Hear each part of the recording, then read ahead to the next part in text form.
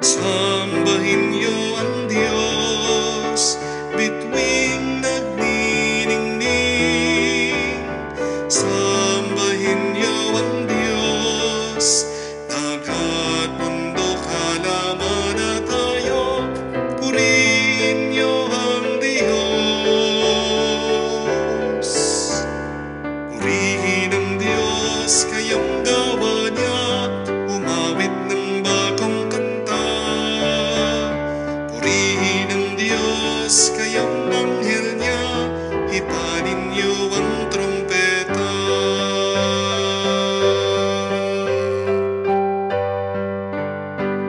Sa ngalan ng Ama, ng Anak at ng Espiritu Santo. Amen. Sumainyo ang Panginoon. At sumaiyo rin. Mga kapatid, tayong lahat ay napapagod. Tayong lahat ay nahihirapan. Tayong lahat sa buhay ay nabibigatan. Pero pag napakahirap na ang iyong pinagdadaanan, huwag kang susuko. Magpahinga ka muna. Ang tunay na pahinga natin ay maipagkakaloob lamang ng Diyos. Sa mga napakaraming pagkakataon, nakala natin ang makakapagpalakas sa atin ay pera, pagkain, kayamanan. Aminin natin ang ating pagkakamali. Tayo magpakumbaba, hilingin natin muli ang awa ng Diyos para muli tayo palakasin niya sa pamamagitan ng banal na misteryo, sa pamamagitan ng pagtanggap natin sa kanyang banal na katawan at dugo. Inaamin ko sa makapangyarihang Diyos at sa inyo mga kapatid na lubha akong nagkasala sa isip, sa salita, sa gawa at sa aking pagkukulang. Kaya isinasamo ko sa mahal na Birheng Maria, sa lahat ng mga anghel at mga banal, at sa inyo mga kapatid na ako'y ipanalangin sa Panginoon ating Diyos. Kaawaan tayo na makapangyarihang Diyos, patawarin tayo sa ating mga kasalanan, patnubayan tayo sa buhay na walang hanggan. Amen. Panginoon, kaawaan mo kami. Panginoon, kaawaan mo kami. Kristo, kaawaan mo kami. Kristo, kaawaan mo kami. Panginoon, kaawaan mo kami. Panginoon, kaawaan mo kami. Manalangin tayo. Ama naming makapangyarihan, nililiwanagan ng iyong maasang ilaw ang mga naliligaw na iyong pinapabalik sa daan para ikaw ay matagpuan. Ang mga kabilang sa nananalig sa iyong anak ay pagkalooban mong makapagwaksi sa tanang salungat sa ngalang Kristiyano sa iyong tinanggap upang ito ay talagang mapangatawan ng ganap. Sa pamagitan ni Jesucristo kasama ng Espiritu Santo, magpasawalang hanggan. Amen.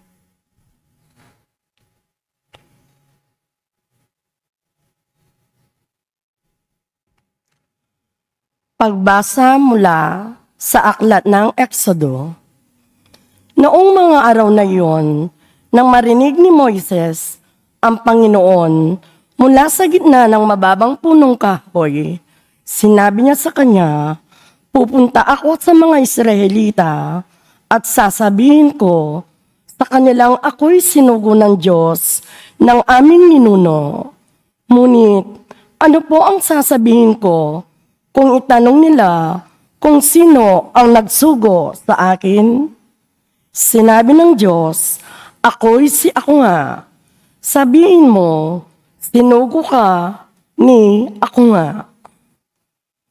Panginoon, ng Diyos ng inyong mga ninuno, ng Diyos ni na Abraham, Isaac at Jacob. At ito ang pangalan itatawag nila sa akin, magpakailanman. Lumakad ka na at tipunin mo ang mga leader ng Israel. Sabihin mo sa kanila, napakita ako sa iyo, akong Panginoon, ang Diyos ng iyong ninuno, ni na Abraham, Isaac, at Jacob. Sabihin mo ako'y bumaba at nakita ko ang ginagawa sa kanila ng mga Hepsyo. Dahil dito, iaalis ko sila sa bansang iyon na nagpapahirap sa kanila. Dadalhin ko sila sa mayaman at masaganang lupain ng Kananeo, ng mga Heteo, ng Amoreo, ng mga Perezeo, at ng mga Heveo, at ng mga Ebuseo. Pakikinggan kanila, pagkatapos isama mo ang mga leader at pumunta kayo sa Faraon. Sabihin mong ako, Panginoon, ang Diyos ng mga Hebreo ay napakita sa iyo at ako'y maglalakbay ng 3 araw papunta sa ilang upang maghandog sa akin. Alam kong hindi siya papayag hanggat hindi niya dinadaas ang dahas. Kaya ipadadama ko sa kanila ang bigat ng aking kamay, parurusahan ko ang buong Ehipto sa pamamagitan ng mga kababalaghan. Pagkaraan noon, papayagan na niya kayong umalis. Ang salita ng Diyos. Salamat sa Diyos. Na sa isip ng may kapal, ang tipan niya'y kailanman. Nasa isip ng may kapal ang tipan niya kailanman. Dapat na ang Diyos, itong Panginoon, ay pasalamatan. Anyang kanyang ginawa, ang lahat sa bansay dapat ipaalam. Ating gunatiin ang kahanga-hanga niyang gawa. Ang kanyang paghatol, gayon din ang kanyang ginawang himala. Nasa isip ng may kapal ang tipan niya kailanman. Ang tipan ako'y laging nasa isip niya kailanman. Ang mga pangakong kanyang binitiwan sa lahat ng angkan. Ang tipan ng Diyos ay unang ginawa niya kay Abraham at may pangako ring ginawa kay Isaac na lingkod na mahal. Nasa isip ng may kapal ang tipan niya kailanman. Ginawa ng puon ay kusang pinarami ang kanyang hinirang. Pinalakas ito, higit pa sa lakas ng mga kaaway. Tinulutan niyang doon, sa Egypto sila ay takwil. Ipinabosabos at pinahirapan ng gawing alipin. Nasa isip ng may kapal ang tipan niya kailanman. Saka inutusan itong si Moises, sinugo ng Diyos. Sinugo rin niya pati si Aaron, ang piniling lingkod. Sa bandang Ehipto'y maraming himalang ginampanan sila. Sa utos ng Diyos, maraming himalang doon ay nakita. Nasa isip ng may kapal ang tipan niya kailanman.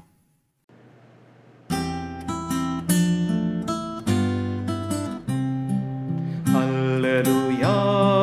Alleluia, alleluia, alleluia, alleluia,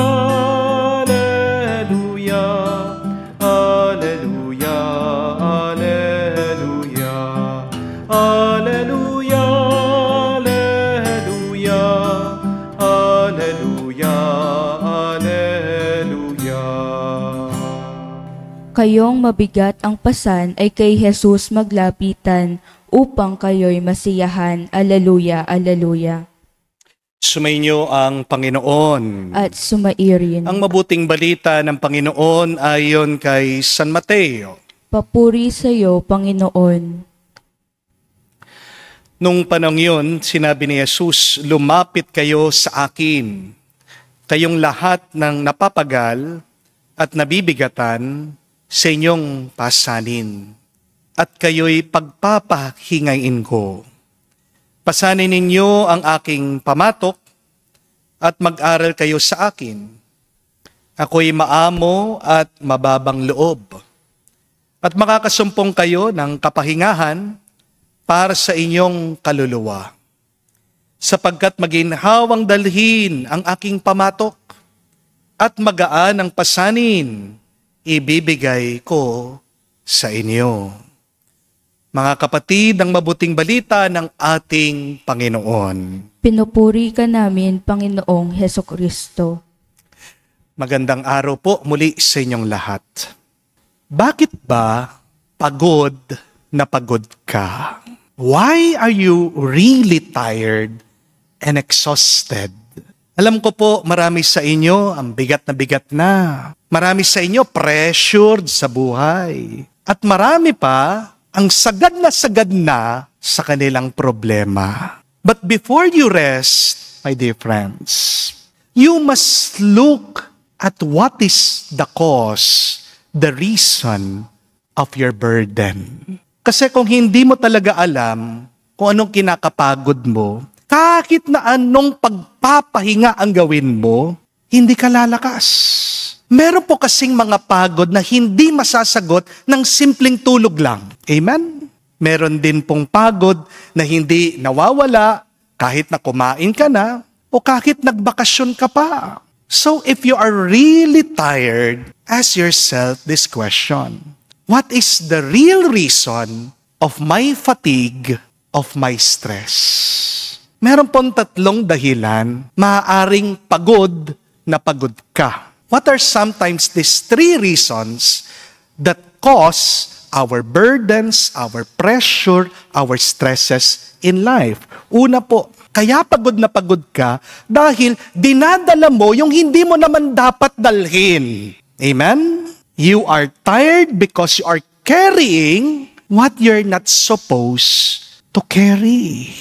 Pagod ang marami sa inyo kasi ginagawa yung mga bagay na hindi naman dapat nila gawin. Amen? Pagod na pagod ang napakarami sa atin kasi yung dapat nilang gawin na pinapagawa ng Diyos, iniiwasan nila, hindi nila pinapansin. Ang sabi po ni Jesus sa Ebanghelyo, "Take my yoke upon you, for my yoke is easy and light." Kapatid, tignan mo ang iyong buhay ngayon. Baka may pinakikialaman ka na hindi mo naman dapat pakialaman. Baka may tinatrabaho ka na hindi mo naman dapat pagpaguran. O baka may iniisip ka na hindi mo naman dapat isipin. May kaibigan po ako, isang misis, sinusumbong po niya yung kanyang mister sa akin. Ito po kasing misis, sobrang depressed na. Lungkot na lungkot. Tinatanong niya sa akin, "Father, bibitiw na po ba ako dito sa aking mister?" Nalaman ko po, may karelasyon siya. At napakatagal na po pala, nagsisiping sila. Hindi ko po alam, naging, pasensya na po sa terma, napakatanga ko po. Hindi ko napapansin o baka nagbubulag-bulagan lang ako, Father. Habang nandoon sa bahay namin, tinetext pa mismo. Nagko-communicate sila nitong babae niya. "Father, hanggang kailan ba ako maghihintay dito sa aking asawa? Kakapit pa ba ako o iiwanan ko na siya?" Ang sabi ko po sa kanya, tanong mo sa Diyos. Magdasal ka. At huwag kang titigil na magdasal hanggat hindi ka makakakuha ng sagot sa Panginoon. Sabi ko pa po, baka napapagod ka lang kasi dinadala mo yung iyong asawa sa isip mo na hindi mo naman dapat siya dalhin dyan. Kasalanan ng asawa mo, nagbabae siya. At sigurado ako, nagigilty yan. Hayaan mo na harapin niya yung bunga ng kanyang problema. Pero kahit na paano mo isipin itong asawa mo, hindi magbabago yan. Hindi siya babalik sa iyo. Unahin mong kumapit sa Diyos bago ka kumapit sa iyong asawa. At makikita mo, magiging magaan at payapa ka. So remember this, my dear friends. Before you hold on to things, to people, before you carry your wishes, your desires, your plans, your dreams, hold on to God's will first. Carry God's desire first. Magandang itanong po ito. Magandang pagnilayan.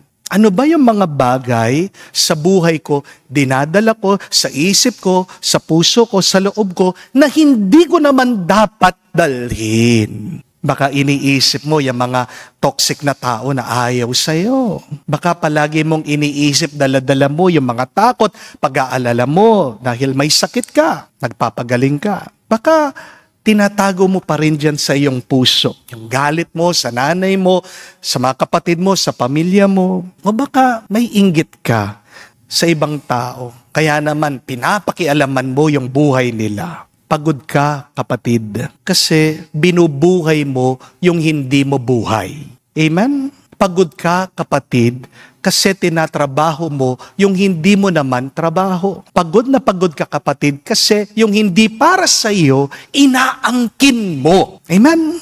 So, yan po, unang-una, bitawan mo yung hindi para sa iyo. Pero pangalawa, kaya pagod na pagod ka, kapatid, kasi may tinatago ka. The heaviest thing that we might be carrying is that thing that we are hiding. Bakit bugnot yung mister kapag umuuwi? Kasi hindi na masabi sa kanyang misis. Di kita mahal. Meron na akong ibang nakita, nakilala. Mas mahal ako, mas sweet sa akin. Bakit ang tigas ng ulo niyang iyong anak?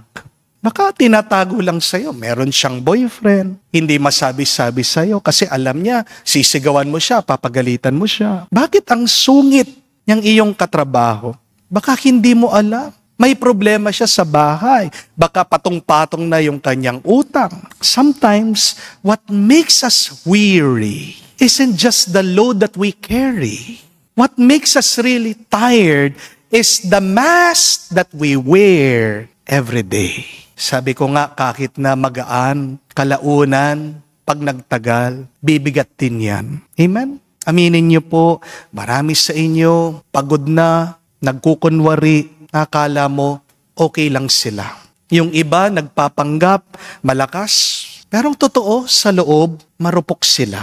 Nagpapakita ka, masaya ka, nag-i-smile ka. Pero pag mag-isa ka na lang, humahagulgul ka, umiiyak ka. Pinipili mong lumalaban, pero sa totoo lang, gusto mo nang sumuko. Mga kapatid, tandaan niyo po ang sabi ni Jesus, I am gentle and humble in heart. Ibig sabihin, hindi ka kailangan magpanggap sa harap ng Diyos. Hindi mo kailangan itago ang totoong nararamdaman mo sa Kanya. Inaanyayahan ka na lumapit ni Jesus at ipakita mo ang totoong nararamdaman mo, ang totoong pinagdadaanan mo. Because we have to understand this, that there is no healing in hiding. There is no freedom in faking. But there is rest in surrendering. Sumuko ka sa Diyos. Magpahinga ka sa Kanya at giginhawa ang buhay mo. Amen? Pangatlo po at kahuli-hulihan, baka kaya pagod na pagod ka ngayon kasi binubuhat mo ang lahat na mag-isa lang. Alam natin ang kasabihan, no man is an island. Walang tao ang nabubuhay mag-isa. Kung babasahin niyo po ang Biblia, di ba? Ang unang tao, si Adan, nalulungkot siya na mag-isa pa lang siya. Kaya naman ang Diyos, ginawa si Eva. Nung sinugo ng ating Panginoon ang kanyang mga alagad, pinadala sila. Tigdala-dalawa. May kapartner sila sa kanilang misyon. Kahit naman po sa ating panalangin, gusto ni Jesus na dapat pag nagdadasal ka, may kasama ka pa rin. Anong sabi ni Jesus? Kapag merong 2 o 3 na nagdadasal, magkasama, nandun ako kasama nila. Kapatid, hindi mabuti ang nag-iisa. Nakasulat po yan sa Biblia. Read Genesis chapter 2 verse 18. It is not good that man should be alone. Lalong-lalo na kapag meron kang problema, hindi maganda na mag-isa ka lang. Kahit na alam ko yung mga iba sa inyo gusto maging superhero, no? Pero tandaan niyo po, kahit naman si Superman, meron siyang Justice League. Kahit naman po si Batman, meron din naman siyang Robin. Kahit naman ang ating Panginoong Jesucristo, Diyos na yan, pero pumili pa rin siya ng mga apostol. 12 nga sila para makatulong niya sa kanyang misyon. Ang lakas po natin mga tao ay wala sa pag-iisa. Ang lakas natin ay makikita mo sa pakikiisa sa Diyos. Kaya sabi ni Jesus sa Ebanghelyo, Kayong mga nahihirapan, kayong mga napapagal na, lumapit kayo sa akin, pasanin niyo ang pamatok ko. Take my yoke and learn from me. Ang pamatok po kasi nung panahon ni Jesus, isa pong kahoy yan na pinapasan po ng dalawang hayop. Kadalasan ang ginagawa po na mga magsasaka nun, kukuha po sila ng isang kalabaw na na-train, bihasa na po sa pagtatrabaho. At ipapartner po yan dun sa isang hayop o kalabaw na baguhan pa lang. At yung hayop na may karanasan sa pagsasaka, siya po yung mamumuno, siya yung magli-lead dun po sa baguhan na hayop. Yan po yung ibig sabihin ni Jesus na tayo dapat ay sumunod sa Kanya. Pumartner tayo kay Jesus para hindi tayo mawala, para hindi tayo mapagod, para hindi tayo magwala. Kapatid, lalo ka lang mapapagod kung mag-isa ka. Dahil hindi mo naman kaya ang lahat na mag-isa. Amen? Magandang itanong, pag nilayan niyo po ngayong araw, ano sa tatlong dahilan na ito ang nagiging sanhi, ugat ng aking kapaguran? Binubuhat ko ba ang mga hindi ko naman dapat buhatin? Nagpapanggap ba ako? Ako'y nagkukunwari. Baka meron akong tinatago sa aking buhay. O pilit ko bang ginagawa ang lahat na mag-isa at nakalimutan ko ng magpatulong sa iba at sa Diyos? Kapatid, pagkatapos mong matuklasan ang totoong dahilan ng iyong kapaguran, bumalik ka kay Jesus. Sabihin mo sa Kanya kung ano ang iyong pinagdadaanan. At bandang huli, mauunawaan mo na ang tunay na pahinga ay wala sa pera, wala din yan sa pagkain, wala din po yan sa lugar. Ang tunay na pahinga ay mararanasan sa isang tao, isang Diyos, na nakasama natin at kasama pa rin natin si Jesus. Please remember that peace is not a place. Rest is not only a vacation. Joy is not only an achievement, but true rest is a person. And that person is our Lord Jesus Christ. Kaya nga po, mga kapatid, palagi kayong lumapit kay Jesus. Ano mang kalagayan mo, nasasaktan ka, lumapit ka sa Kanya. Nalilito ka, lumapit ka sa Kanya. Masakit ang loob mo, lumapit ka sa Kanya. Kung sobrang pagod mo na, at ayaw mo nang lumaban, hayaan mo ang Diyos ang lumaban para sa iyo. Dahil kung wala ang Diyos, hindi ka magwawagi. Amen? Walang ibang makakapagbigay sa iyo ng tunay na lakas at pahinga. Tanging ang Diyos lang. Pangako niya yan kung lalapit ka. Amen. Tumayo po tayo. Alay natin sa Diyos ang ating mga dasal at panalangin. Manalig tayo sa Kanya mga salita na kung lalapit tayo sa Kanya, tayo'y makakatanggap ng kaginhawaan. May pananalig sa Kanyang pangako. Ipahayag natin ngayon sa panalangin. Ating sabihin, Panginoon, dinggin mo kami. Panginoon, dinggin mo kami. Ang simbahan naway gabayan tayo sa daan ng kapayapaan at pakikipagkasundo, manalangin tayo sa Panginoon. Panginoon, dinggin mo kami. Ang mga natutokso sa kawalan ng pag-asa dahil sa bigat ng kanilang mga suliranin, naway makatagpo ng sandigan kay Jesus at mailagay sa Kanyang mga kamay ang kanilang mga alalahanin at ligalig.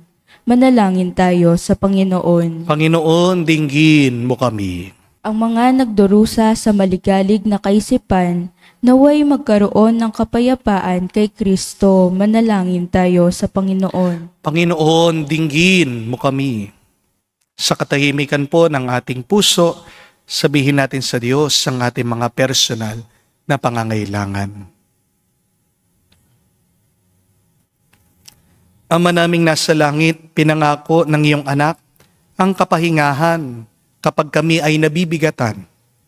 Ipaubaya mo sa tuwi na kami makatugon sa kanyang paggabay at mapalakas kami upang maging kanyang daan ng kapayapaan. Hinihiling namin ito sa pamagitan ni Kristo, aming Panginoon. Amen.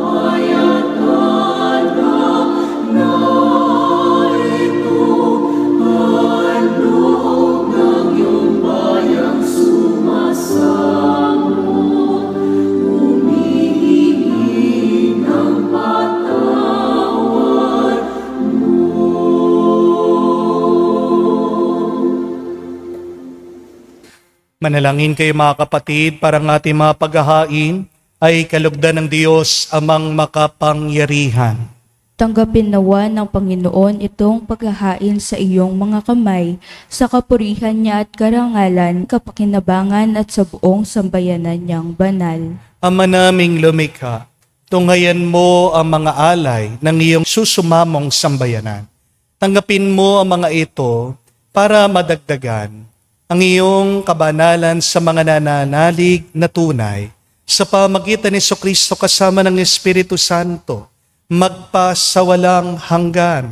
Amen. Sumainyo ang Panginoon. At sumaiyo rin. Itaas sa Diyos sa inyong mga puso at diwa. Itinaas na namin sa Panginoon. Pasalamatan natin ang Panginoong ating Diyos. Marapat na siya ay pasalamatan. Ama naming makapangyarihan, tunay nga marapat ikaw ang aming pasalamatan.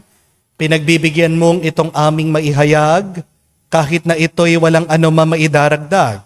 Sa kadakilaan na iyo ay likas. Sa pagpupuri namin ay nakikinabang, ay kami rin namang iyong pinakikiharapan. Sa pamagitan ng iyong anak na minamahal, kaya kaisa na mga anghel nagsisaawit ng papuri sa iyo. Nang walang humpay sa kalangitan, kami nagbubunyi sa iyong kadakilaan.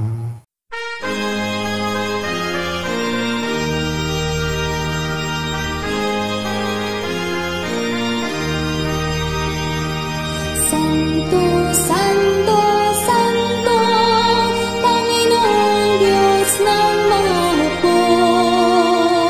Napupuno ang langit at lupa ng kadakilaan mo. Hosana sa kaitasan, pinagpalang na paninito sa ngalan ng Panginoon. Hosana sa kaitasan, Hosana sa kaitasan. Ama naming banal, ikaw ang bukal ng tanang kabanalan. Kaya't sa pamagitan ng iyong Espiritu, gawin mong banal ang mga kaloob na ito, upang para sa amin, maging katawan at dugo ng aming Panginoong Hesukristo. Bago niya pinagtiis ang kusang loob na maging handog, hinawakan niyang tinapay, pinasalamatan kanya. Pinaghati-hati niya yon, inabot sa kanya malagad at sinabi, "Nanggapin ninyong lahat ito at kanin. Ito ang aking katawan, na ihahandog para sa inyo."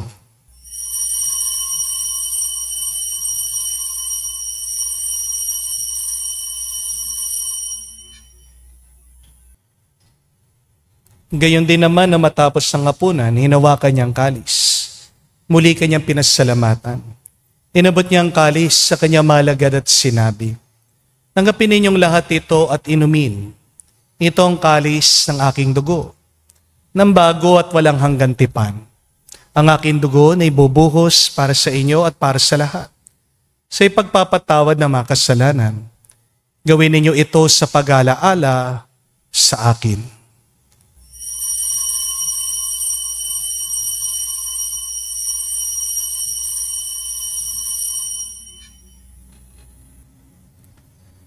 Ang misteryo ng pananampalataya.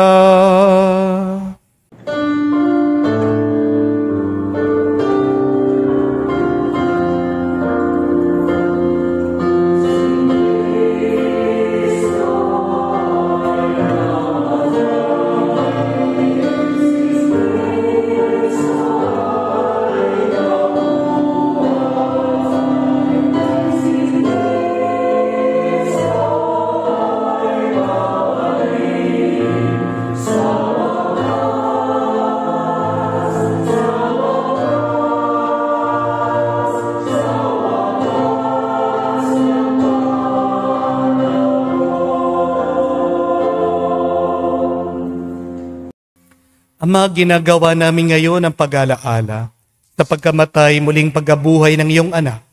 Kaya tinialay namin sa iyo, tinapay nagbibigay buhay at ang kalis na nagkakalob ng kaligtasan. Kami nagpapasalamat dahil kami ang minarapat na tumayo sa harap mo para maglingkod sa iyo. Sinasamo namin kami magsalo-salo sa katawan at dugo ni Kristo ay mabuklod sa pagkakaisa sa pamagitan ng Espiritu Santo. Ama, lingapin mong iyong simbahan, laganap sa buong daigdig, puspusin mo kami sa pag-ibig. Kaisa ni Leon, aming Santo Papa, si Florentino, aming Arsobispo, at ng Tanang Kaparian. Alalahanin mo rin ang aming mga kapatid, na nahimlay may pag-asang sila'y muling mabubuhay. Ngayon din naman lahat ng mga pumanaw, kawan mo't sila't patuloyin sa iyong kaliwanagan. Kawan mo't pagindapatin kaming lahat na makasalo sa iyong buhay na walang wakas. Kaisa na mahal na Birhen Maria, Ina ng Diyos, kaisa ni San Jose ang kanyang malwalhating esposo, kaisa na mga apostol at lahat ng mga banal na namuhay dito sa daigdig na kalugod-lugod sa iyo. May pagdiwang naman namin ang pagpupuri sa ikararangal mo sa pamagitan ng iyong anak, aming Panginoong Heso Kristo. Sa pamamagitan ni Kristo, kasama niya at sa Kanya, ang lahat ng parangal at papuri ay sa iyo, Diyos Ama, makapangyarihan, kasama na Espiritu Santo, magpasawalang hanggan. Amen, amen, amen. Sa nakakagaling na utos sa turo ni Jesus, na Panginoon natin at Diyos, ipahayag natin ng lakas, loob.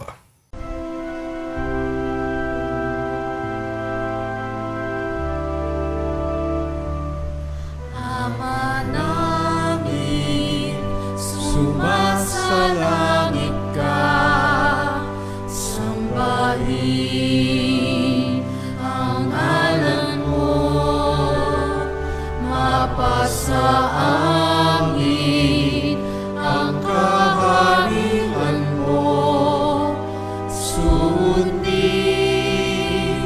ang loob mo dito sa lupa.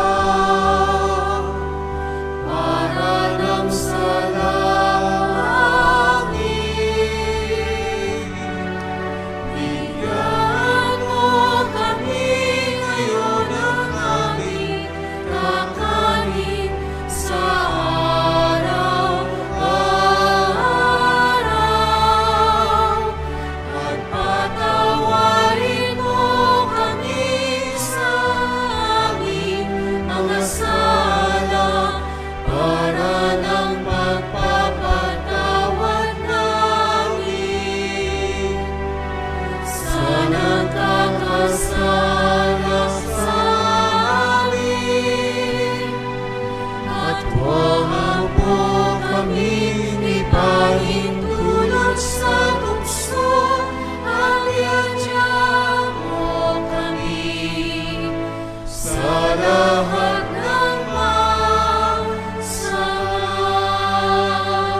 Hinihiling namin kami, Diyos, sa lahat ng masama, magkalooban ng kapayapaan araw-araw, iligtas sa kasalanan, ilayo sa lahat ng kapamakan.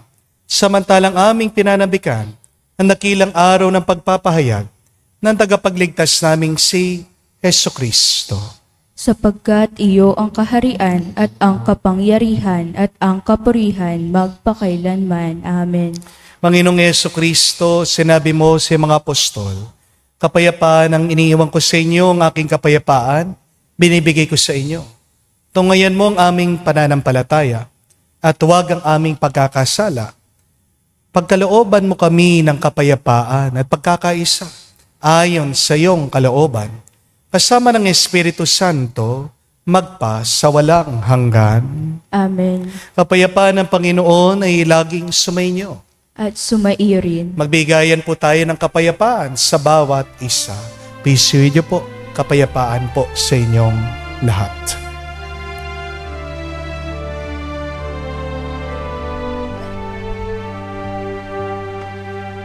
Kordero ng Diyos na nag-aalis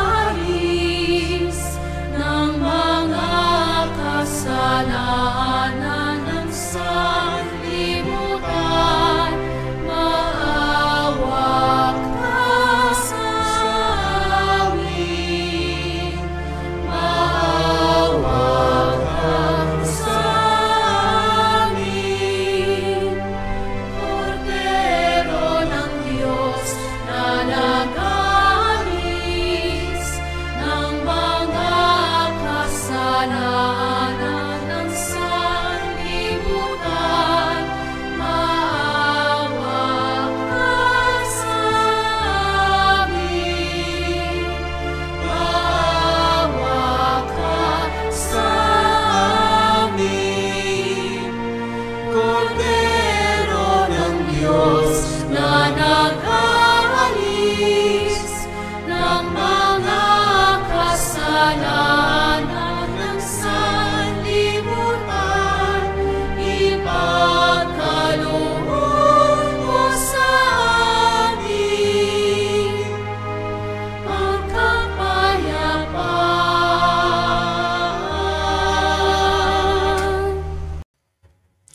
Mga kapatid, naririto ang ating Panginoong Jesucristo, ang Kordero ng Diyos. Siya nag-aalis sa mga kasalanan ng sanlibutan. Mapalad tayong lumalapit sa piging ng Kordero. Panginoon, hindi ako karapat-dapat na magpatuloy sa iyo, ngunit sa isang salita mo lamang ay gagaling na ako.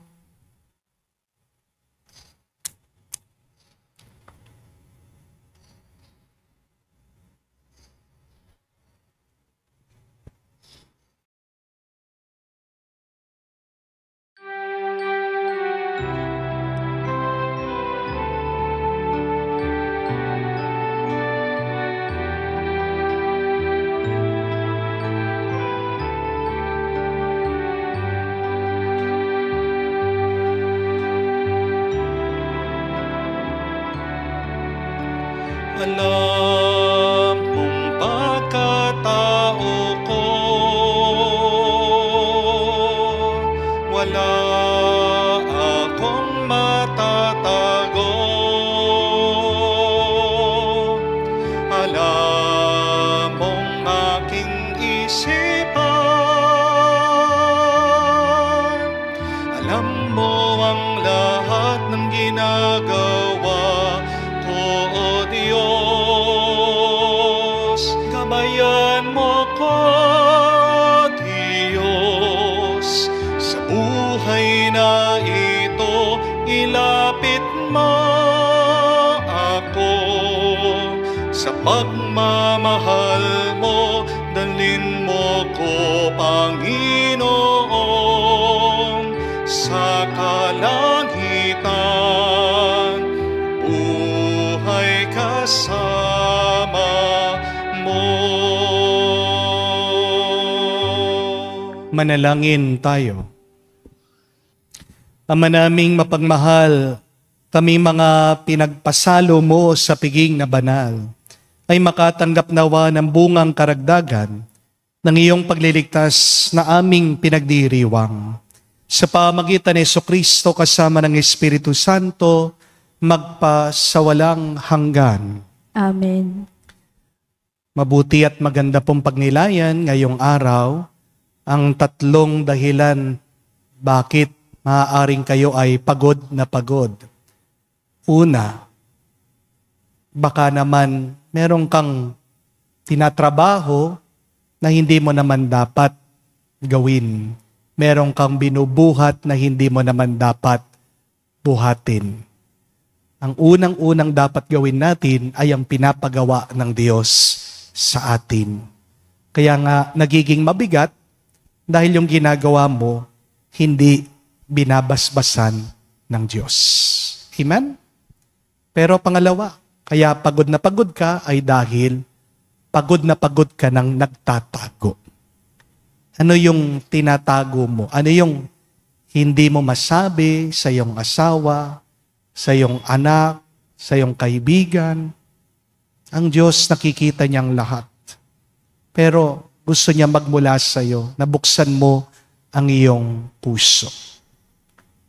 Kahit na magaan lang ang pagkukunwari, kalaunan, mangangawit ka din. Pero pangatlo at kauli-ulihan, baka pagod na pagod ka. Ito ay dahil sinasarili mo lahat ng problema. Baka ginagawa mo ang lahat na mag-isa. My dear friends, God is there inviting you to take upon the yoke. Makiugnay ka, sumunod ka sa Kanya. At ang pangako niya, magiging magaan, magiging maginhawa at mapupuno ka ng kapayapaan. Ano ang dahilan ng iyong kapaguran? Pag nilayan mo, pag natuklasan mo, sabihin mo sa Diyos, magpatulong ka sa Kanya para sa panibagong lakas, pagpatuloy mong iyong misyon dito sa mundo.